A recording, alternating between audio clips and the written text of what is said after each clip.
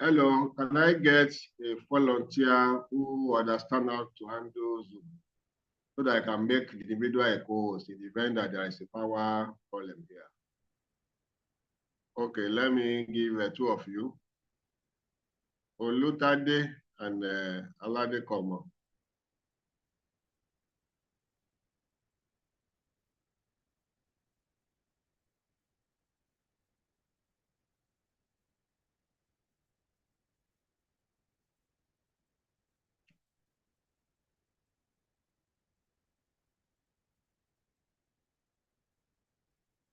I can't find Aladekomo again, so let me use somebody else. Marvelous.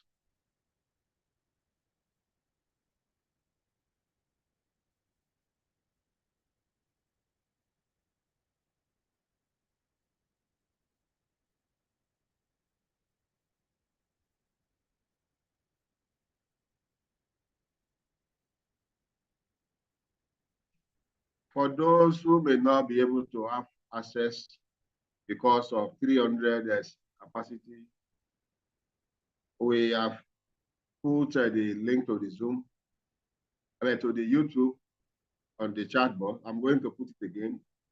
Of course, it's on our LMS page now. So either you are logged out or you know of somebody who should be in but not in. Just send this link to the individual. Yeah, somebody is asking the YouTube is activities.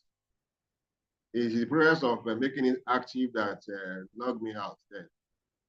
And the connection here today is not as it should be. And that is why I need a backup in the event that I'm thrown out. Those backup will have to bring me in. And the problem of echo we had the last time, we have removed it.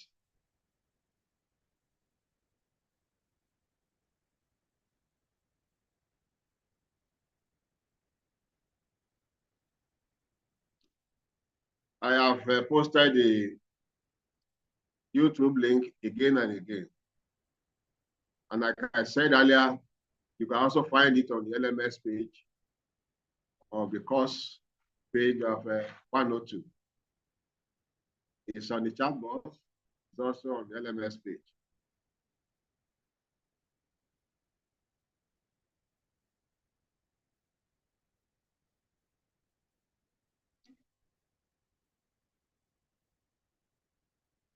So I'm going to lock the room, meaning that if you are thrown out, don't even make any attempt to come in.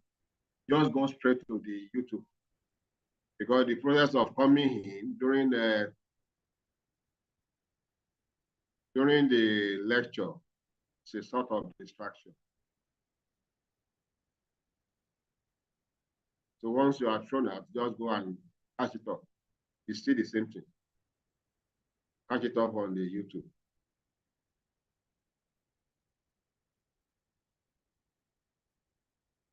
Okay, I think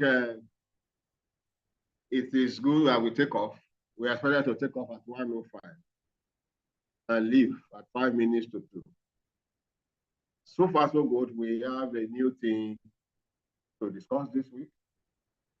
Recall that last week we present another, we present dimension analysis we started 2 weeks ago, so as to make the information solid in your heart. So this week we are starting vectors and scalars. We are going to tell ourselves what it means and how we can make good use of the information today later in life when we are in our department or elsewhere.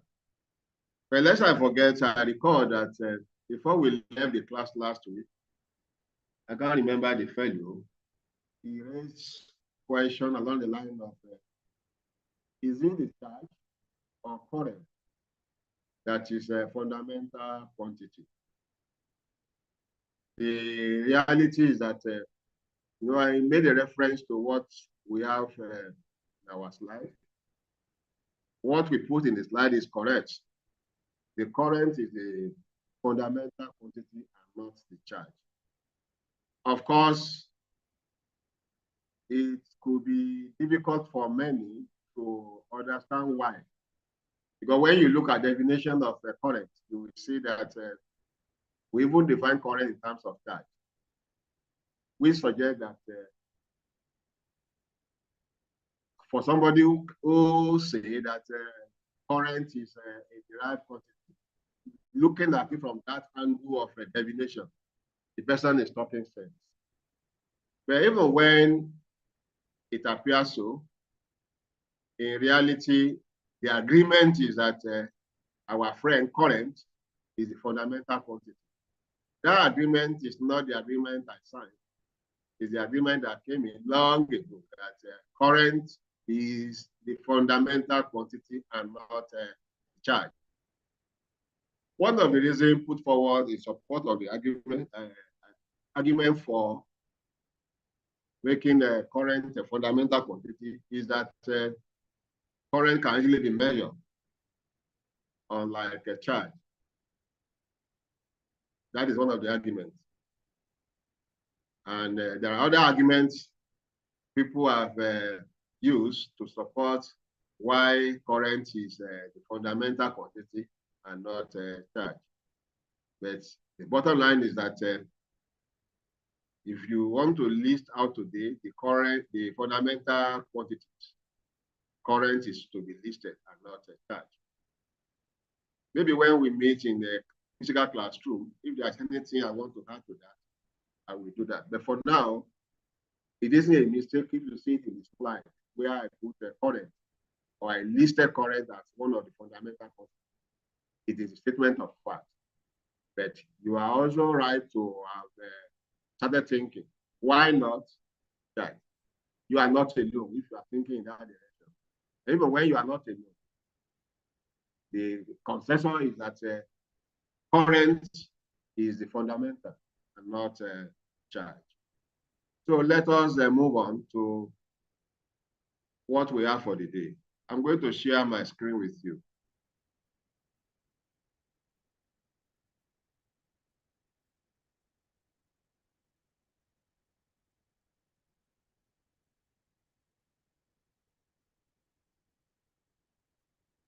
So I assume that my screen is visible. Here we are discussing scalars and vectors. Just as we have physical quantities classified as either fundamental or as derived. And of a physical quantity is in terms of whether they are scalar quantity or they are vector quantity. When we mention scalar, a scalar quantity will be such a quantity that you can completely define or say all about it once you mention its magnitude or its size, as well as it. Once you have mentioned the size, which is the same thing as magnitude, and the unit of measurement, then that is all it takes to define the scalar quantity completely. That is unlike a vector. A vector quantity will require one additional information. And what is that additional information? That will be, apart from giving information about the size or magnitude, you also indicate direction. If the direction is missing, you have not completely defined your vector quantity. Let's look at the example on the screen. We have 3 examples here. Somebody tell you that there is a mass of 20 kilograms. That information is complete. Telling you the size as well as the unit. How much is it? Is 20. Measure on the scale of a kilogram. That is sufficient. How about time? 2 hours, 2 minutes, 2 seconds, 3 days. That information is complete. You don't need anything outside that before you capture the information they want to pass across. How about energy or work? Energy of 100 joule or work done is 100 joule. The information is clear. We can relate with the information given. We do not need any further information before we can say, yes, I appreciate what you have said. I can identify with you. That information is clear to me. I don't need anything outside that. It's just okay. By the time somebody is saying any of this, it's not okay. That means the individual does not understand what mass is, or what time is, or what energy or work is. And when it comes to adding up scalar quantity, it is quite easy. But it is much easier to add a scalar quantity than to add a vector quantity. And the reason why vector quantity needs extra caution is because of direction that is needed. Direction is part of the definition. So direction you have to put into consideration, explain why you cannot just add up the vector quantity anyhow. But you can add up scalar quantity. For example, you have here now 20 kilogram plus 40 kilogram minus 10 gram, 10 kilogram. Once they are in the same unit, you can add them up like that. You have no problem. It's easy. It's just arithmetical addition and no special skill is required to do that. But that is not the case when it comes to a vector quantity. So, as mentioned earlier, vector quantities are defined or described by both their magnitude as well as you tell us the size, and you also tell us the direction. If you have not given the direction, you have not completed the definition of your vector. Look at the example given here. A displacement of 1,000 kilometers from Ibadan.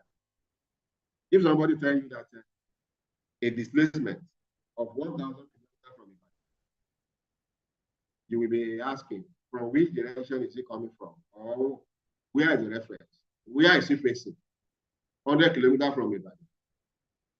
You need additional information so as to be able to capture this completely. That is part of what we are talking about. Let me give another example that is not on the screen.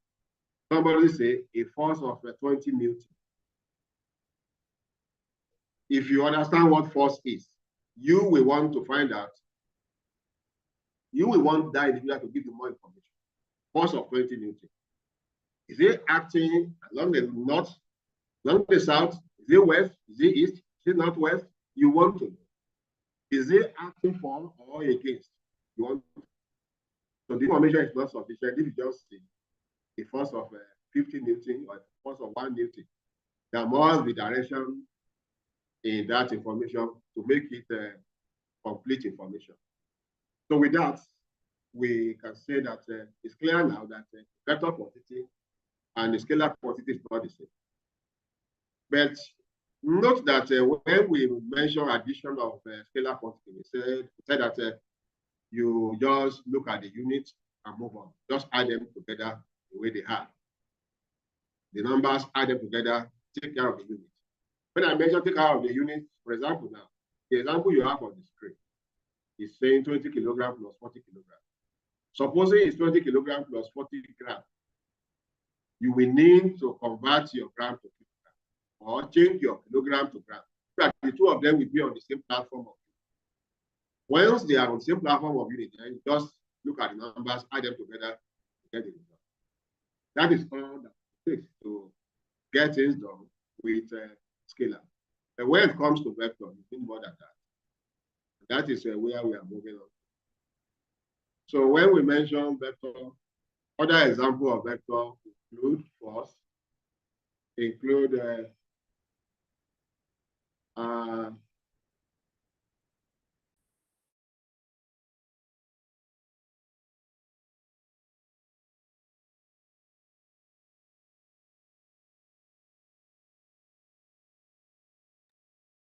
Sorry for that break in transmission. Somebody lost wants me to do something for her. But this is a class time. So after 2 o'clock, I will do that. Sorry for that break. So we have other examples of vectors. Another example is force, velocity, acceleration, electric field intensity.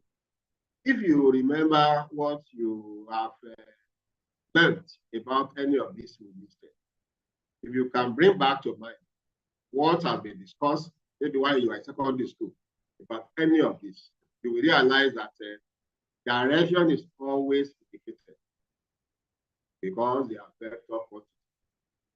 If it comes to force, sometimes you will see the direction indicated in form of an arrow showing how it's moving, either to the right or to the left, or upward or downward, depending on what is being discussed.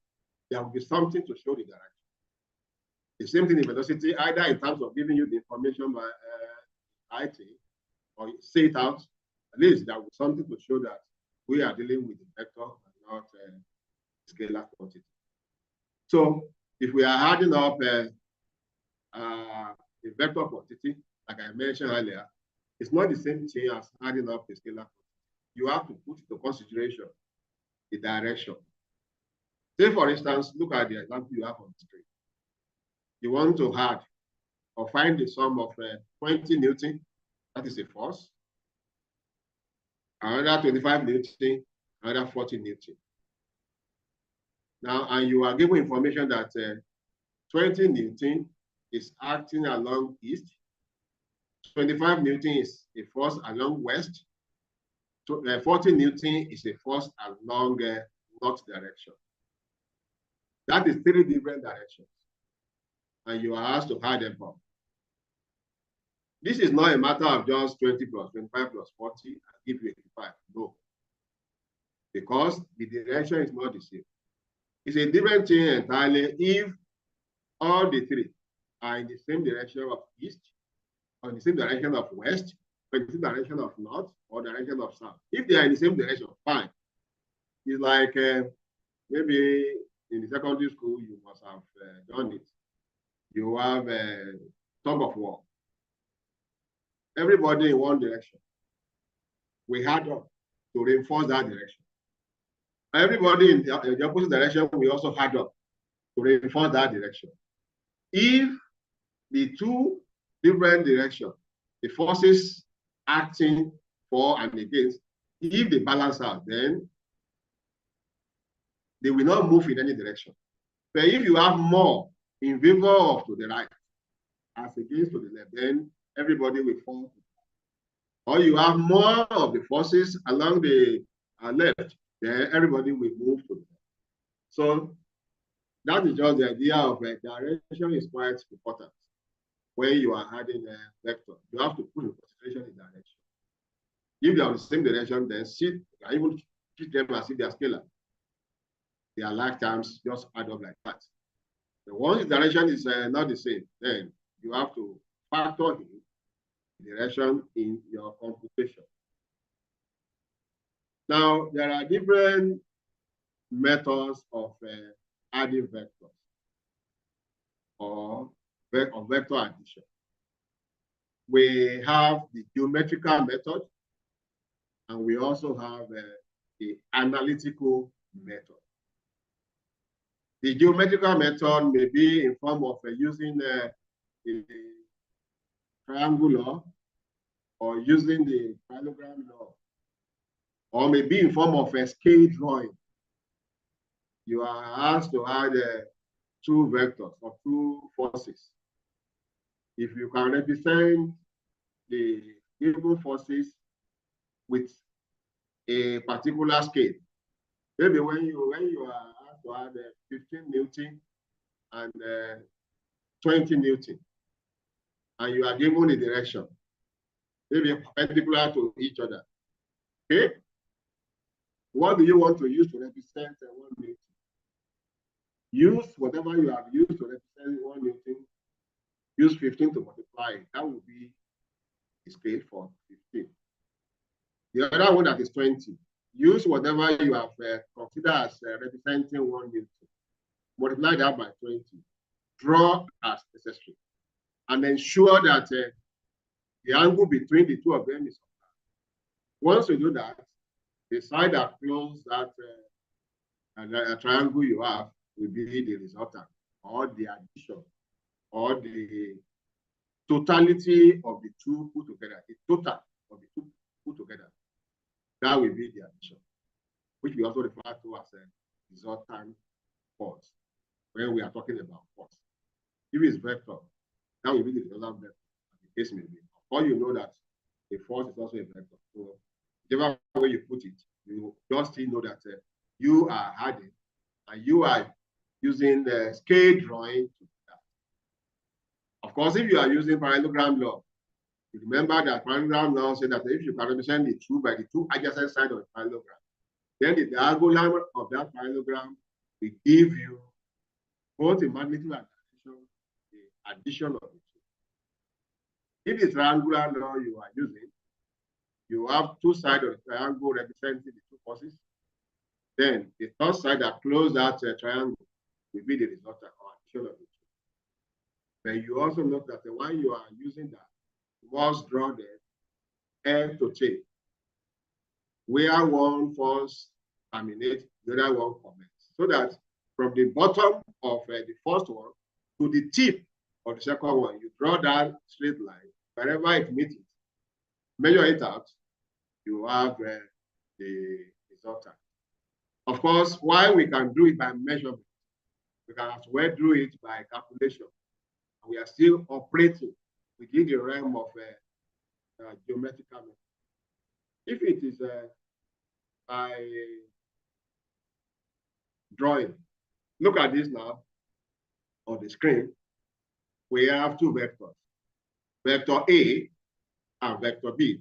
Before I forget, let me tell you that there are different ways you can see a vector quantity indicated in the textbook, depending on the choice of the author. Sometimes to show that a quantity is a vector, especially when they use letter to represent it, they may write it in bold face, bold letter. Like you see on the screen now, you have A written in bold letter. And you also have B written in a bold letter. That will mean when you are bold any of the two, you are talking about scalar of the two. You are no longer talking about the I can see Analytical raising up, and what is the problem today? Analytical. Good morning, sir. Good Sir, afternoon. your voice is not really audible. I can't hear you, sir. That may be Going high and low. That may be a function of many things. I will make an adjustment here. Maybe I'm far from the light. Okay, sir. Thank you, sir. We adjust. And if that adjustment does not make what then you may have to go and the YouTube. Most likely the YouTube will be more audible. Thank you.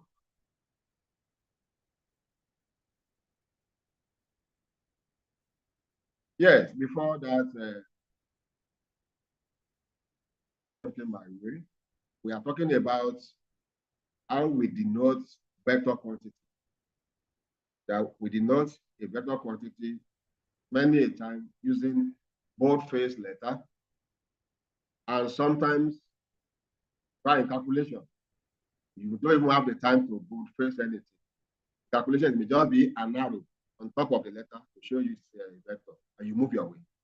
When you don't see any arrow there, you know it's a scalar quantity. So if I'm talking about vector A, and I want to use the idea of bold-face, then I will write A as you see it on the screen here, coding. If I want to talk about the scalar of A, then I will bold A. If I am using the arrow, if I want to indicate that my A is a vector, I will put an arrow on it. If I want to indicate that it's not a vector, then you don't see anything on it. So that should be noted.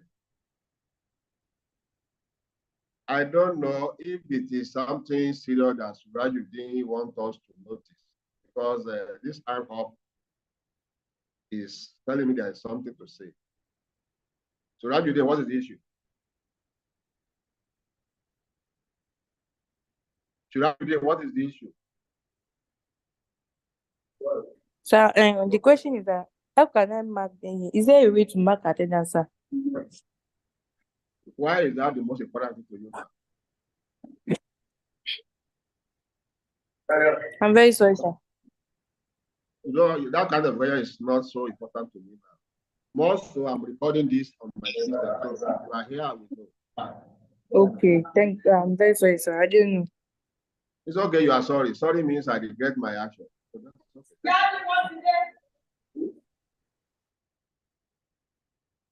Now, we have the diagram showing us a vector A at an angle of theta to vector B. Meaning that the angle between A vector and B vector is theta. Now, you will now see the third side of the triangle. That is where you have your arm. The arm represents the resultant. But look at the drawing of A. See how the arrow is. See where the line A starts from. See the tail of A. See the head of A. That is where you have the arrow. And where that arrow ends, that is where the bottom of B is starting from. Good. So we can say now that the arrow follow each other. Then the third side of this triangle, which we close it from the bottom of A to the tip of B, that side that closes the triangle, that is the result. So we can use drawing to come up with what is the value of R. If we are using drawing, we must have represented A correctly by what it is on our scale. And we must have represented B correctly by what it is on the scale we have chosen to use. And we must have as well observed the angle between A and B as given as theta. The theta can be 20, can be 30, can be 25, can be 15. That angle between them must also be religiously adhered to. Once you have observed that, you measure that, and whatever you get is actually the value of the resultant of A added to B. If there is any error, that will be maybe you are not as accurate as you should be while you are drawing. But you may not have to draw before you do this. You may want to use formula. One of the formula that we will use is the cosine rule. As somebody from secondary school, you will remember the cosine rule. And that is normally used when you have a triangle. You also have the sine rule.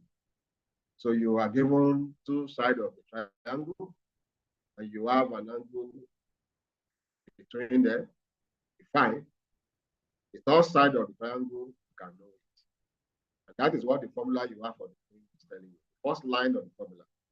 And the scale of R, that is the side here. I don't know if my cursor can be seen, but where you see the R. That side scale is going to be scale of A plus scale of B minus 2AB cosine 180 minus theta. Why are we talking about 180 minus theta? You look at where theta is. The inside of the triangle, that part of the triangle that you need is on that straight line coming from A.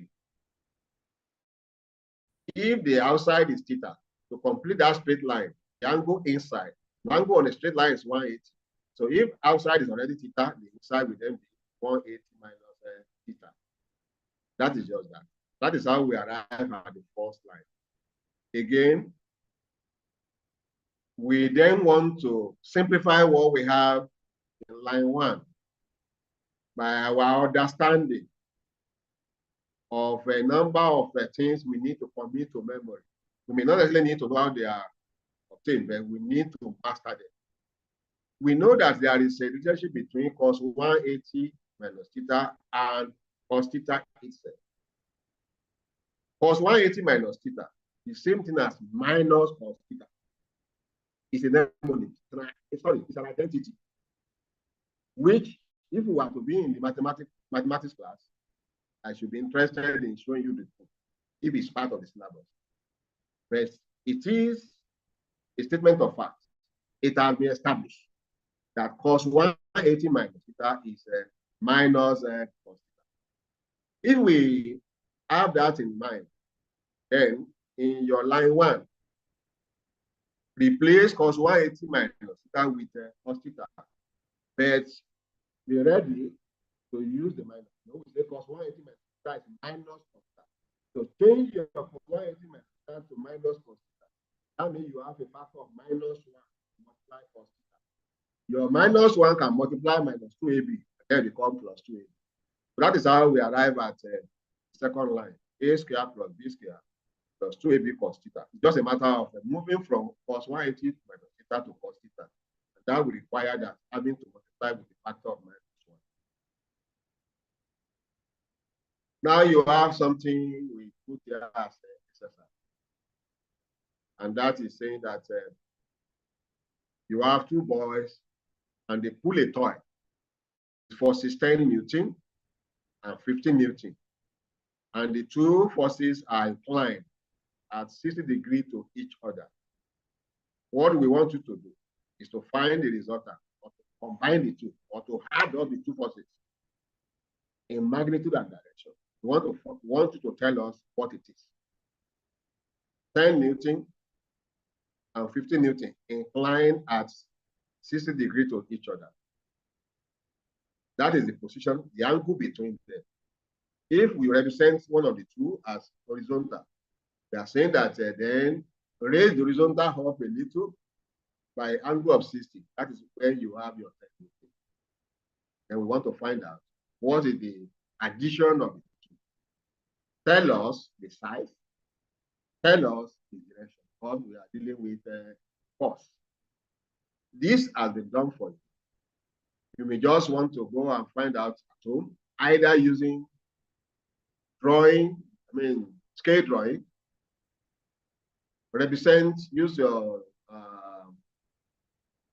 ruler, use something reasonable to represent 10 Newton. Then use something reasonable to represent 15 Newton. Whatever you want to use to represent 1 Newton, small enough so that your ruler can take it.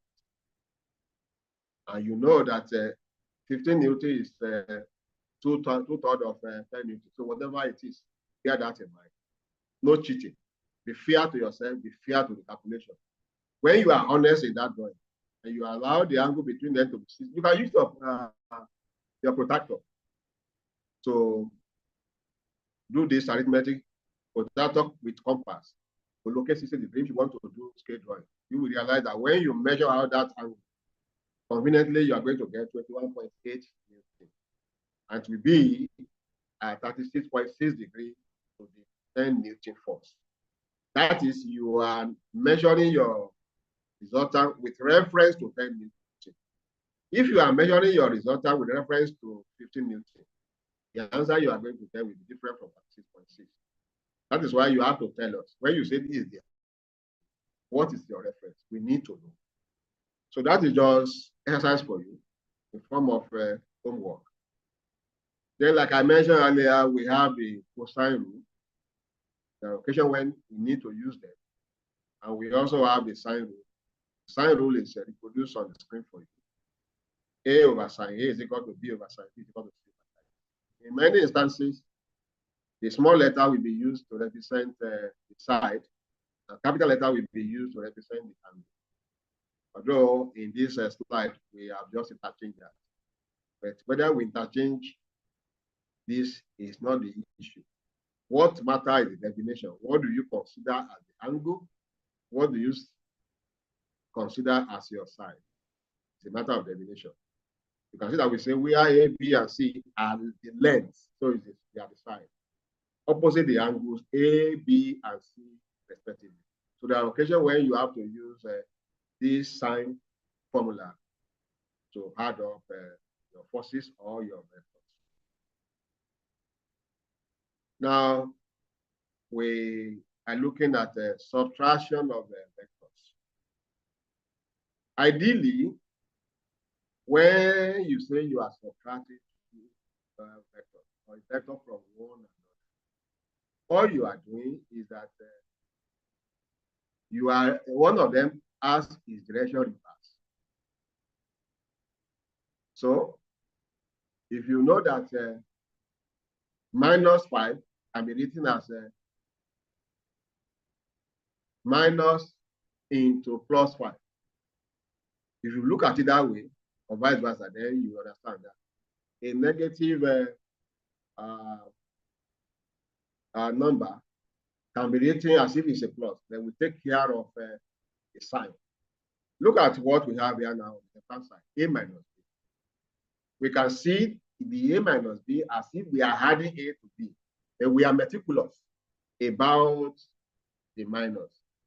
So we can say it's as good as saying you are adding A to a minus B. And how is a minus B related to a B?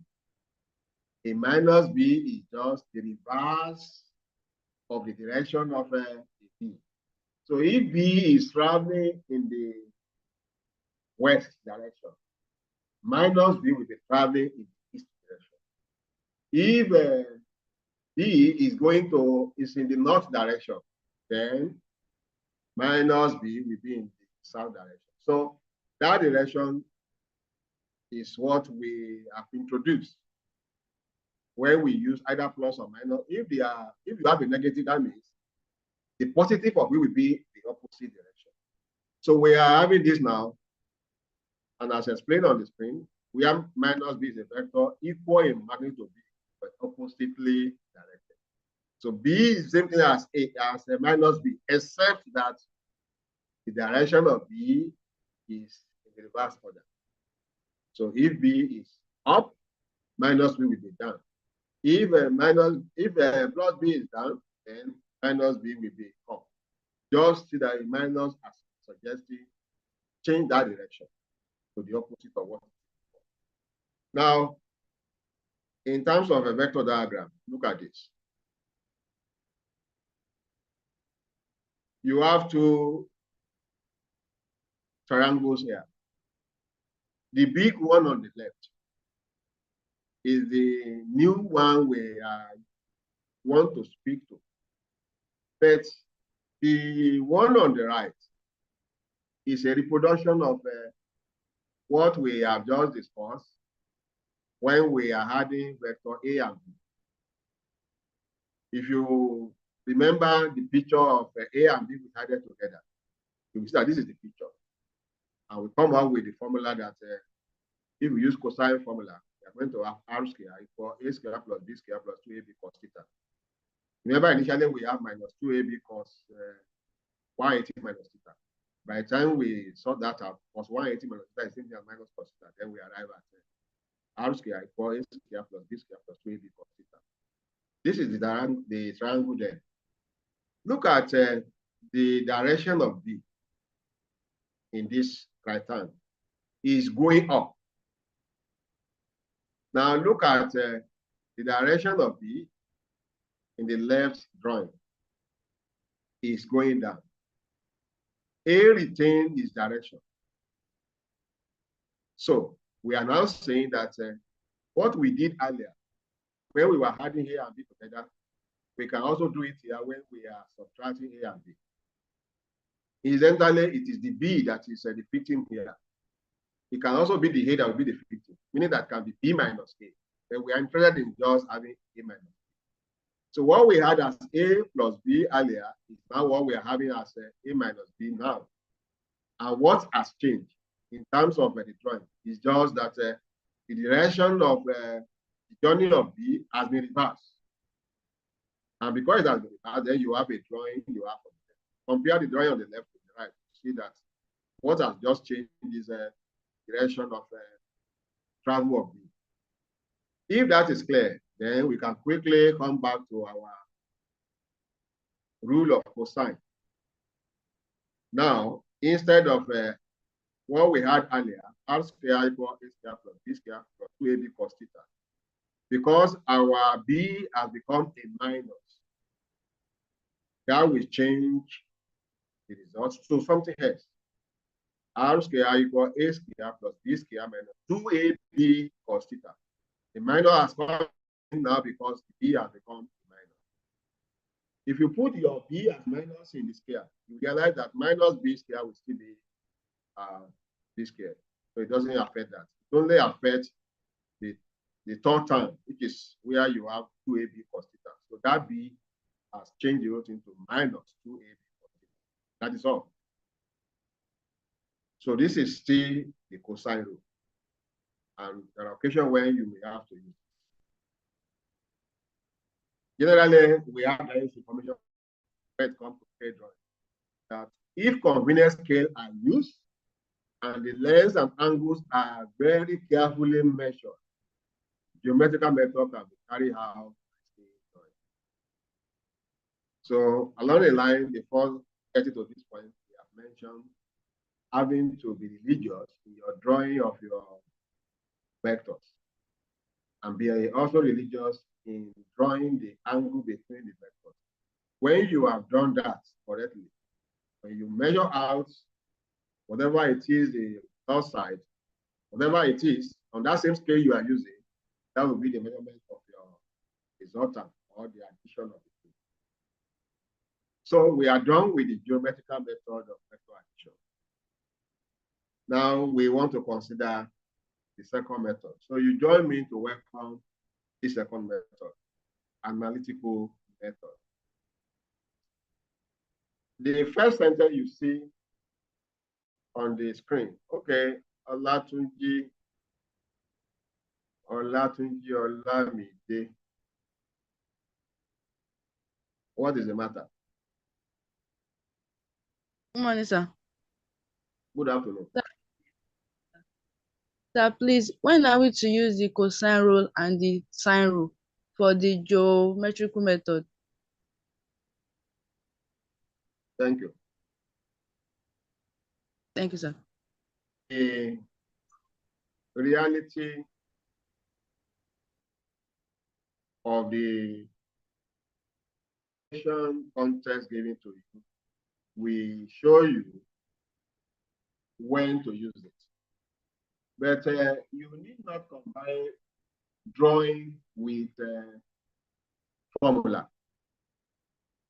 We have said two things. Either of the two can be used when it comes to the geometrical method. Geometrical method requires drawing. Now, you could draw with a particular scale in mind, and we say you should be religious about that drawing, so that whatever you measure will actually represent the addition of the two vectors or two forces you are adding. But if you are using either cosine or sine, you see, if it is a cosine, you will know when you the sketch of, there's no way you want to add on vector that you will not sketch something. You have to sketch it on the paper. Represent them by two lines, which may not actually be drawn to scale, but it is something that shows that this is the first one, this is the second one, and indicate the angle between them. The way the angle is located will give you an idea of what is appropriate to know. The content where you need to use cosine, you know that you already have two sides of the triangle.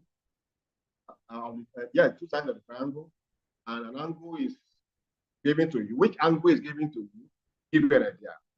If it is sine, you may want to know you have difficulty in using cosine.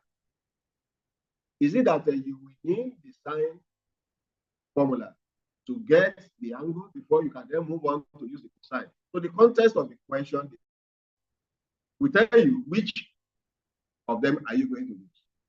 Then many times you rarely see the need to use your cosine because the angle given to you means to allow you to just use cosine theory, which cosine law, to get out of that situation. So the context of the question will show you which of them will be more appropriate.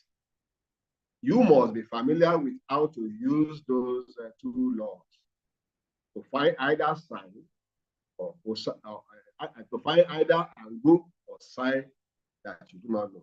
Know that we use them to find angle, we use them to find sine.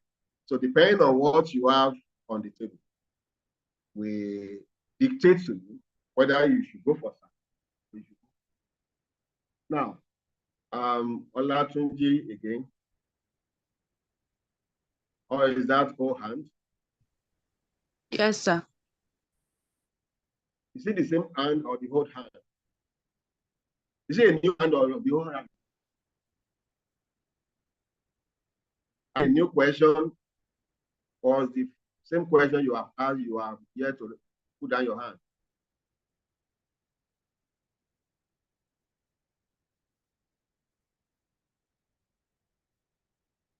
Okay. I think Olatunji, you have to put down your hand if it is nothing new, if it is what we have just had. Let's go to analytical method. I have started with telling you that take note of the first sentence here, that analytical method enables us to combine many factors at once. But first, we have to break them into components. Two rectangular components, V along S and V along Y. What do we have in mind? You see, if you are using the triangular law of vector addition, or you want to use the parallelogram law of vector addition, the two laws, either of the two laws will be relevant when you have just two forces of vectors to add up. When you have several, using them will be quite difficult. And that is why it is good for one to know this analytical method. Because analytical method will help you to add up if it is two vectors or even several vectors. So it's good to have this. It's a robust method that takes care of two and even more. You will have a lot of difficulty if you are going to use a geometrical method in adding up more than two vectors. Geometrical methods are better used for two vectors. Whereas analytical method, you can use it even for several vectors. Of course, there could be occasion when you may want to let go your analytical method, when you know that you can easily use the vector law or the parallelogram law, or you use the cosine law or the sine law to get what you need. Why should you then start going to the having to split your force into parts? Of course, it is interesting, but it takes some time. So let us look at how interesting it is. Look at the language we use in line 2 on the screen under analytical method. That first, we have to break the components. We mean that the vector you want to have, the forces you want to have together, split each of them into components, into fractions. If you have, if it's just two forces you want to add together, we say if it is vector A and B you want to add together, split your vector A into its component, into its fractions. Split your vector B into its fractions. That's what we are talking about. If it's more than two, maybe you have 5 of them. Each of the 5, split it into its fractions, its component. That's what we mean. But that component we normally use is the perpendicular component. the two perpendicular components, x and y. Why it is possible to split a given vector into two? Generally, we are comfortable with just split them in the x, split them in the y. On some occasions, you may want to also consider the z direction. You know, if you are also considering the z direction is also perpendicular to them. So x, y, z, they are three dimensions and they are orthogonal to each other.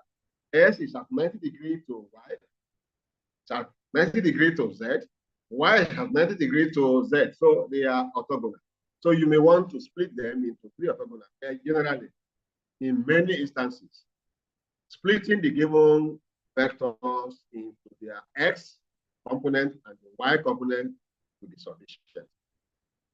Somebody was trying to raise up his hand. I don't know what is the matter. You see, when the teacher is presenting an idea, if he's not yet moving into a new idea, you don't have to raise up your hand. You raise up your hand when he's now leaving that former idea to something else, and you have a problem with the former one. Because you may be raising up your hand for something the teacher still wants to say as part of the information he's giving. Adekunle, what is the matter with you? I want to ask. Hello? I can't hear you. Adekunle. Sir? Can you hear me, sir? I said that for example now in the analytical method, we are given one angle. How are we going to resolve it into a component, into A and B? For example, we are given force A and B. Are we going to use? Yes, like A now is 40 Newton, like B now is 30 Newton. Are we going to use the same angle for both to resolve them into components, sir? That's what I'm asking, sir. Okay. Sorry, sir. Well, no problem, no problem. In a way, in one breath, it appears as if you are a little ahead of us. Another breath appears as if maybe you are trying to figure things out. No problem, no cause for that. We will arrive peacefully. It's just that I'm not going to rush this concept. We are not going to finish this today. That's clear. That's clear. I'm going to take you gradually. We are building a house. We are starting with foundation. We will roof it together and we do housework. That's just it. So gradually we are moving. So looking at I will answer your question later when it's necessary. That question I will not forget. But you realize that there will be information I'm going to present to you that will naturally take care of that question. Okay, sir. Now look at this drawing on the screen. The drawing on the screen is explaining to us what we mean by splitting a given vector into its component. You can see a side we label B subscript X. There's another side which is parallel to Y axis. We label that as B subscript Y. The line in between them, we call it V. The angle between the V and the V subscript X, we call it theta. The one between V and the V along Y, we call it alpha. Let us put meaning. What we are having, I'm going to draw something and show it to you. And from there, we move on.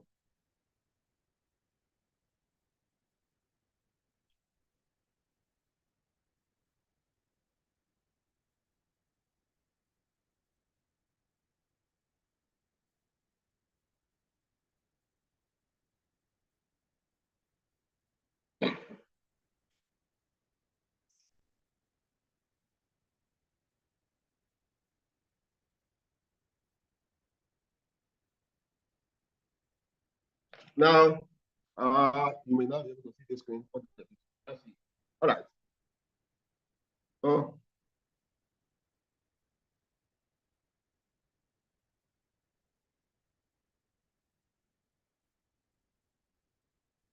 I thought you'll be able to see what I have just drawn, but you can't see it. So I will have to use the mouth to explain it. And when you come to school physically, and we are going through this, you will see how we are going to explain it again. But meanwhile, let us see how far we can go with it. Now, seeing the line along the Y. Pretend that you are only seeing the V and angle theta. And then you are seeing the horizontal line we label V sub X. What we are saying is this. This V is the vector we want to split into its fractions, its component. The V. We are now saying that the effectiveness of vector V along the x direction is what we label as a V sub X. The part of V that has effect along X, component of V along X. You may want a pool. Maybe a boy tie a rope to a block, a cement block, and is now pulling it up. As he's pulling it at an angle to the horizontal, pulling it inclined at an angle of theta. Part of what the boy is expending as energy up will be dragging it, have that tendency of dragging the block on the floor. And there will be part of that same force is applying that have that tendency of raising the thing up. The one that has tendency of raising the block up in perpendicular direction, that is the component along Y. The one that has that tendency of dragging it on the floor, though that is not the intention of the point, is that component we call B along X. So if we already have theta as the angle between the force the boy is applying P, then the other side of it, to make it 90, we can limit anything. Here, we just call it alpha. But really, we can call it 90 minus theta. It's still the same thing. But because we want to use the alpha for something, that is why we label it with a symbol, alpha. But it is not a crown. If you replace your alpha here with 90 minus theta, because the component along Y and component along S, they are at 90 degrees to each other. So if one has taken some aspect of the 90, then whatever is needed to make it 90, that is what the other part is. So this is the idea of splitting this force, this vector V. I'm taking it as a force, doesn't matter. This vector V into its component, two components, part of it along X, part of it along Y. The part along Y and along X, they are at right angle to each other. Sometimes the information given to you may be the theta.